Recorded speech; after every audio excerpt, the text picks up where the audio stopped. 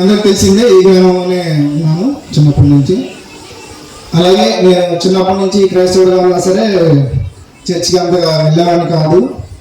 ఏదో ఒక సాకు చెప్పి చర్చిలో ఉండడానికి చూసేవాడిని.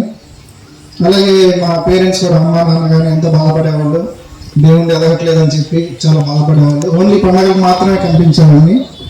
పండగ క్రైస్తవులాగానే మిగిలిపోయినప్పుడు తర్వాత కొంచెం నా జీవితంలో కొన్ని సమస్యలు ఉన్నప్పుడు నేను దేవుడి వైపు, దేవుడు నన్ను రప్పించుకున్నాడు, దేవుని వైపు నేను నడిచాను. అలాగే బ్రదర్ పాస్టర్ సురేంద్రపాల్ గారు ద్వారా నేను దేవునిలో నడిచాను. దేవుని గురించి ఎన్నో విషయాలు తెలుసుకున్నాను. అలాగే నాకు వచ్చిన ప్రతి సమస్యని దేవుడు సాల్వ్ చేశాడు.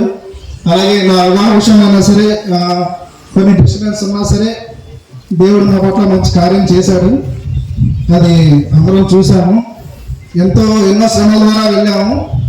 అలాగే ఎంత శ్రమ ద్వారా వెళ్ళామో అంతకంత దేవుడు నన్ను ఆశీర్వదించాడు. మంచి భార్యని ఇచ్చాడు. మంచిగా వివాహం ఘనంగా జరగడానికి నాకు సహాయం చేశాడు. అలాగే నేను దేవుని మార్గం నడిచినప్పుడు మొదట పాస్టర్ గారిని కలిసినప్పుడు ఆయన ప్రేయర్ చేసి నీ వివాహం అద్భుతంగా ఘనంగా జరుగుతుందని దేవుడు చూపిస్తున్నారని చెప్పి అప్పుడే చెప్పారు. అలా చెప్పిన 3-4 నెలలకి నిజంగానే దేవుడు తన కార్యాన్ని జరిగించాడు.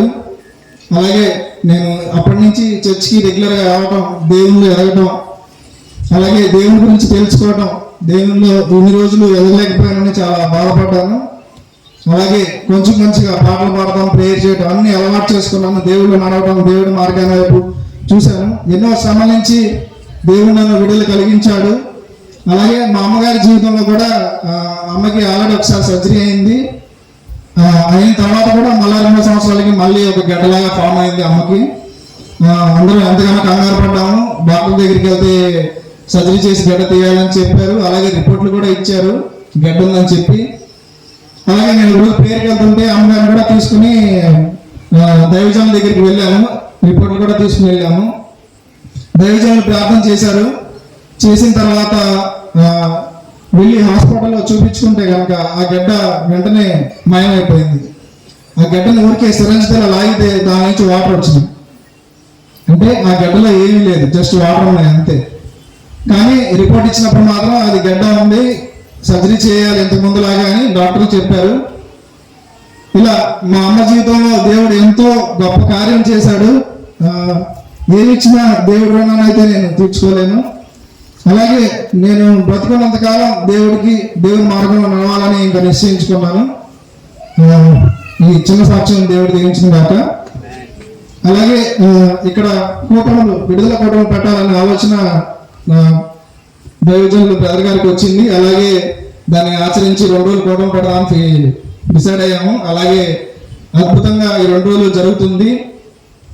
అలాగే ఇది జరగడానికి సహాయం చేసినందుకు సౌండ్ సిస్టమ్ గారికి, లైటింగ్ ఏర్పాటు చేసిన వాళ్ళకి, ఆర్కెస్ట్రా వాళ్ళకి, అలాగే స్టేజ్ బాల దగ్గర నుంచి అన్ని ఏర్పాట్లు నుంచి దగ్గర నుంచి చూసుకున్న జయనమినిస్ట్రీస్ ముదువీడు గోపి అండ్ బాబీకి ప్రత్యేకమైన థ్యాంక్స్ చెప్తున్నాను. అలాగే సౌండ్ సిస్టమ్ లైటింగ్ కూడా వాళ్ళ టైంకి వచ్చి ఆరాధనకి ఎక్కడ ఇబ్బంది కలగకుండా అన్ని జాగ్రత్తగా చూసుకున్నారు. అలాగే ఆర్కెస్ట్రా ద్వారా మంచి మ్యూజిక్ మనం విన్నాము. వాళ్ళందరికీ నాకు ప్రత్యేకమైన వందనాలు తెలియజేస్తున్నాను. స్పెషల్ థ్యాంక్స్ అండి మీ అందరికీ. అలాగే రామూర్తి గారికి, ఇందిరా గారికి ఈ కార్యక్రమం ఘనంగా జరగడానికి ఎంతగానో కష్టపడ్డారు, శ్రమించారు. వాళ్ళకు కూడా మా ప్రత్యేకమైన వందనాలు. అలాగే సమయం కావాల్సింది కాబట్టి మన ఆరాధనలోకి ముందుకెళ్దాం. వర్షిప్ చేయడానికి మన మధ్యకి ఇస్సాక్ బ్రదర్ గారు, గోపి, సన్నీ, బాబీ, మంది, ప్రసాద్ గారు స్టేజ్ మీదకి రావాల్సిందిగా కోరుచున్నాం.